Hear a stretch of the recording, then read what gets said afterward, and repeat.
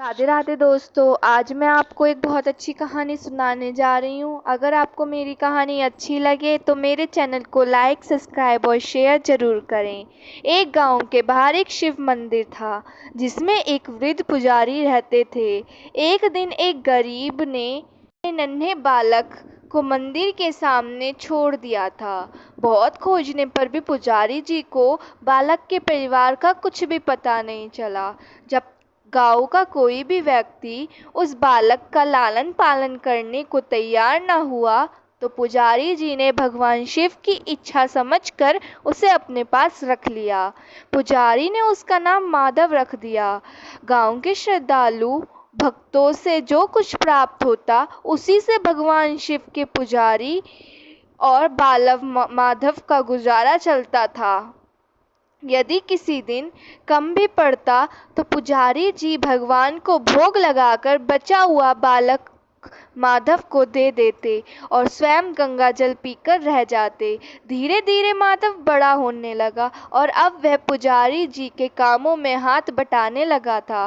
वृद्ध पुजारी जी के थके हरे हाथों को कुछ आराम मिलने लगा, इसीलिए उन्होंने माधव को मंदिर की साफ सफाई, भगवान शिव की पूजा, उनको भोग लगाने और उनकी आरती करने की विधि अच्छी से समझा दी। अब वह स्वयं भगवान शिव के नाम जप में अपना समय व्यतीत करने लगे। एक दिन भगवान शिव के मंगलकारी नाम का जाप करते हुए उनके प्राण छूट गए। अब बालक माधव का इस संसार में कोई नहीं था। भगवान शिव के अलावा वही उनका सहारा थे। वह पुजारी जी की बताई तीनों बातें नहीं भूला था। पहली बात, भगवान भोले शंकर को ताजी गरम रसोई का भोग लगाना। दूसरी बात, भगवान को भोग लगाया बिना स्वयं नहीं खाना। तीसरी बात, भगवान शिव पर विश्वास रखना, कभी भी किसी भी वस्तु का संग्रह ना करना, बासी भोजन का भी नहीं। यदि कोई भक्त पहले से बना भोजन या मिठाई मंदिर में दे जाता तो बालक माधव उसे गरीबों में बांट देता। वह ताज़ी रसोई बनाकर ही भगवान का भोग लगाता था। उसके बाद स्वयं प्रसाद ग्रहण करता था और सभी में बांट देता। यदि रसोई बनाने को सामग्री नहीं होती तो भोले बाबा और भक्त माधव दोनों गंगा जल पीकर ही रह जाते। एक बार बरसात का मौसम आया और 3-4 दिन तक मूसलाधार बारिश होने से मंदिर में एक भी भक्त नहीं आया। माधव अपने भोले बाबा को गंगा जल का ही भोग लगाता और उसे ही पीकर रह जाता। भोले बाबा माधव की भक्ति और सहनशीलता की परीक्षा लेते रहे, किंतु आखिर में अपने भक्त को भूख से तड़पते देख उनका मन पसीज गया। वह सेठ के नौकर का रूप धारण कर हाथ में भोजन सामग्री की पोटली लेकर वर्षा में भीगते हुए मंदिर के द्वार पर जा पहुँचे। उन्होंने आवाज लगाकर माधव को बुलाया और उसके हाथ में पोटली देते हुए कहा कि ये सेठ जी ने यहाँ भोजन सामग्री भेजी है, इससे रसोई बनाओ, भगवान को भोग लगाओ और स्वयं भी प्रसाद पाओ। मैं कल फिर आऊँगा। भक्त माधव ने आशीर्वाद देकर उसे विदा किया। सूखी गीली लकड़ियों के धुएं में गरम रसोई बनाकर भोले बाबा को भोग लगाया। पूरे बरसात के मौसम में भोले बाबा नौकर के रूप में भक्त माधव को भोजन सामग्री देने आते रहे और स्वयं भी गरम गरम रसोई का भोग पाते रहे। एक दिन भक्त माधव ने सोचा कि सेठ जी को भोजन सामग्री भेजते हुए 4 महीने हो चले हैं, किंतु वह स्वयं कभी मंदिर में भोले बाबा का प्रसाद ग्रहण करने नहीं आए। अगले दिन जब भोले बाबा नौकर के भेष में भोजन सामग्री की पोटली देने आए तो माधव उनसे बोला, भाई तुम्हारे इतने धर्मात्मा सेठ जी कभी स्वयं मंदिर में प्रसाद लेने नहीं आए। इस कारण मेरा हृदय अत्यंत दुखी हो रहा है। अपने सेठ जी से कहना कि कल वे मंदिर में प्रसाद ग्रहण करने अवश्य पधारें। भक्त की बात सुनकर नौकर बने भोले बाबा चौंक कर घबरा उठे और बोले, पुजारी जी, सेठ जी मेरे द्वारा आपको भोजन सामग्री भेजते हैं, आप इससे भगवान को भी भोग लगा लेते हैं और स्वयं भी प्रसाद पाते हैं, फिर सेठ जी को बीच में क्यों बुलाना? जैसे चल रहा है वैसे ही चलने देते हैं ना। माधव बोला, ऐसा कैसे चलने दो? आपके धर्मात्मा सेठ जी इतने दिनों से भोजन सामग्री भेज रहे हैं, क्यों मैं उन्हें भगवान का प्रसाद नहीं दे सकता? यह मेरा कर्तव्य है, मैं इसे पूरा करूँगा। मैं किसी का उधार नहीं रखता। अपने सेठ जी से कहना कि यदि कल भोले बाबा का प्रसाद ग्रहण करने नहीं पधारे तो मैं उनकी भोजन सामग्री लेना बंद कर दूंगा। नौकर बने भोले बाबा तो अपने भक्त की अकड़ देखकर कांप उठे और यह सोचकर मन ही मन हंसे कि वाह, आज तो लेने वाला ही देने वाले को दोष दे रहा है। लेकिन सरल हृदय भक्त के मनोभाव देखकर वे बोले, ठीक है पुजारी जी, कल सेठ जी मंदिर में प्रसाद ग्रहण करने जरूर पधारेंगे। दूसरे दिन बड़े सवेरे ही भोले बाबा नौकर का भेष में दूध और बहुत सारे भोजन सामग्री लेकर मंदिर पहुंच गए। माधव चौंकते हुए बोला, भाई आज इतनी सारी सामग्री क्यों, किस लिए? नौकर बने भोले बाबा जी बोले, पुजारी जी भूल गए क्या, आज अपने सेठ जी को प्रसाद के लिए बुलाया है, इसलिए आप रसोई बनाइए और भोले बाबा को भोग लगाइए। यह बता दीजिए कि सेठ जी किस समय पधारे। माधव ने प्रसन्न होकर उन्हें सेठ जी के आने का समय बता दिया और भक्त माधव की इच्छा पूरी करने के लिए भोले बाबा कैलाश पर सेठ का रूप धारण करने लगे। इधर अपने स्वामी को एक प्यारे भक्त के यहाँ दावत पर जाने का समाचार सुनकर ममता में अन्नपूर्णा माता पार्वती भी भला कैसे पीछे रहती। वह भी पति की आज्ञा लेकर सेठानी का रूप धारण करने में जुट गईं। भोले बाबा ने अपने गले से मूंडों की माला उतार दी, शरीर पर लगी भस्म और बाहों और कानों में पहने सांपों के हार भी उतार रख दिए। उन्होंने एक मखमल सा कुर्ता धारण कर लिया, अपनी जटाएं भी सीधी कर उनमें गंगा और चंद्रमा को छिपा लिया। उधर माता पार्वती ने भी भोले बाबा से के कुर्ते से मिलते जुलती एक बनारसी साड़ी पहन ली।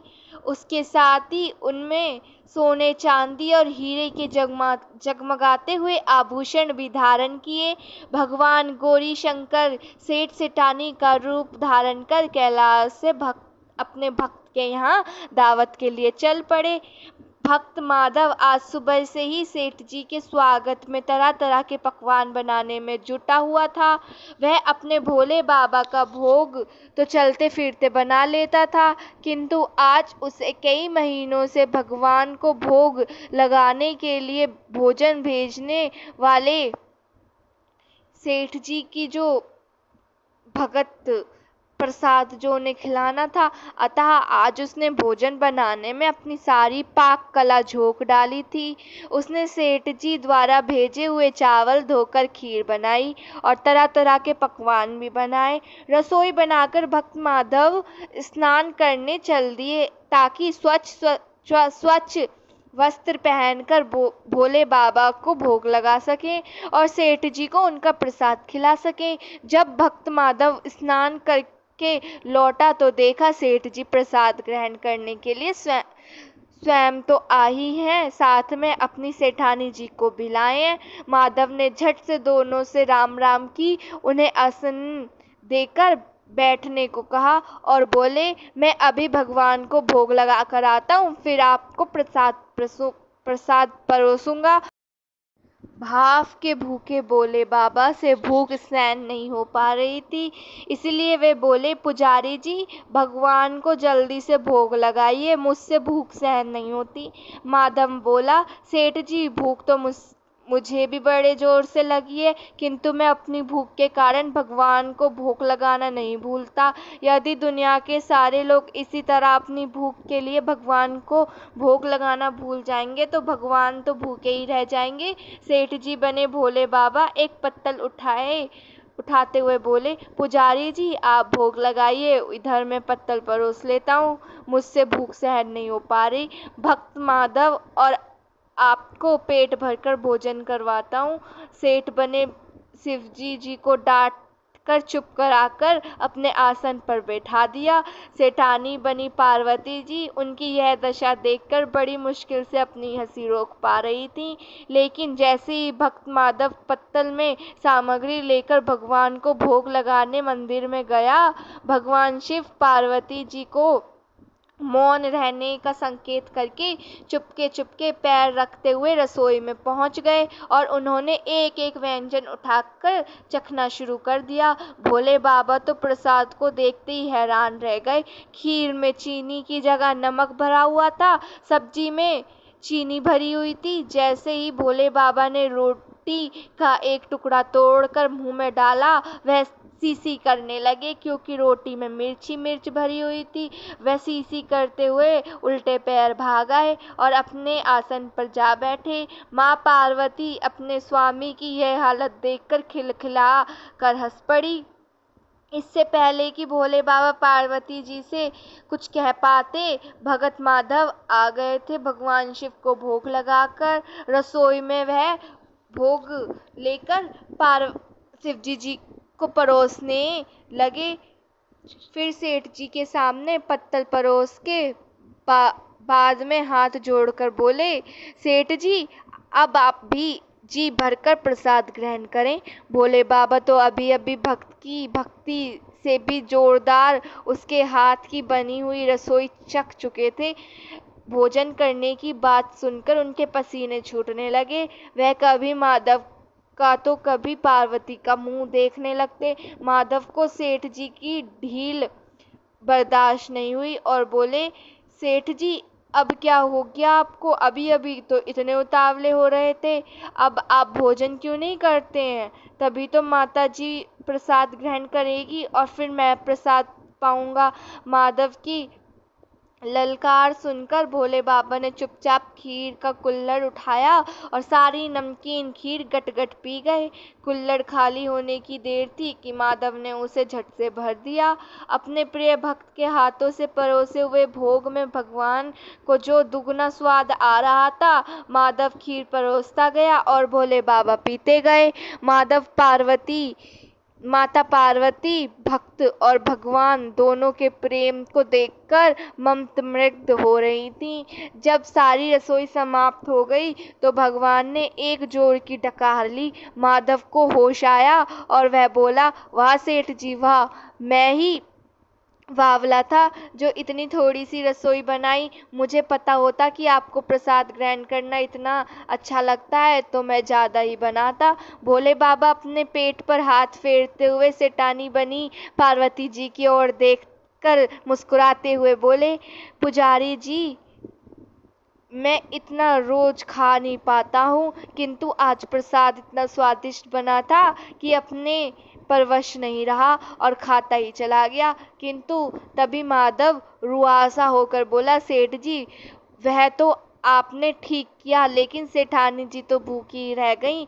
ममता में पार्वती माँ से माधव का रुआसा मुंह देखा नहीं गया। उन्होंने बची हुई खीर की 4 बूंदें खा लीं और भोले बाबा द्वारा भोग लगाने से प्रसाद में बहुत ही अधिक स्वाद भर गया था। ऐसी सुगंध और मीठी खीर चखकर माता पार्वती तृप्त हो गई और उनकी तृप्ति होते ही संतुष्ट प्राणी भी तृप्त हो गए।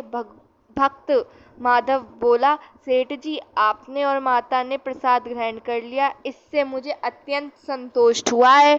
समझ लीजिए कि आप दोनों द्वारा प्रसाद ग्रहण करने से मेरा भी पेट भर गया है।